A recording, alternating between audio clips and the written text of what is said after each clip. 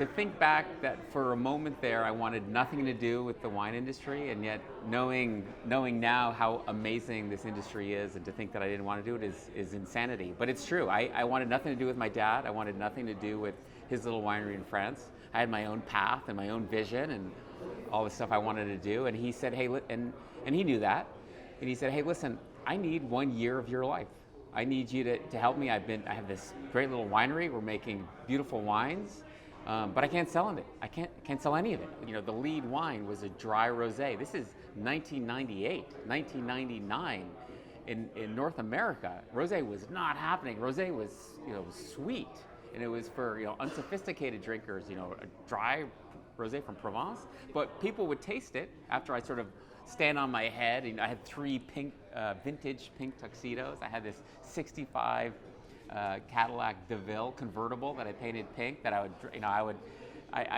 would turn up, and I was young and I looked even probably 10 years younger than that. So people didn't know what to make of me, so they would I think out of pity taste the wine, and almost without any exception, people would say, "Oh my gosh, this is delicious." I had always been thinking about, if I were to make a rosé in America, where would I do it?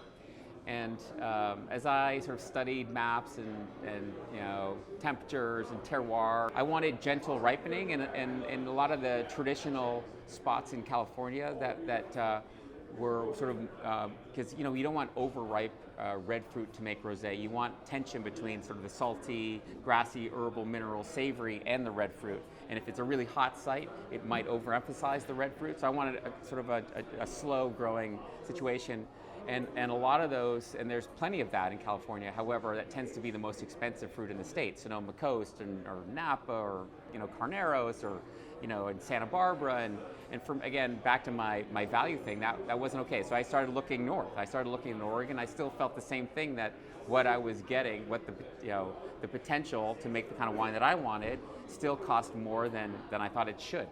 And that's where I landed in Washington. And I didn't really know much about Washington. It was purely theoretical, studying maps and terroir and so forth, and realizing, like, holy cow, I think Washington is the perfect climate to make this Mediterranean style.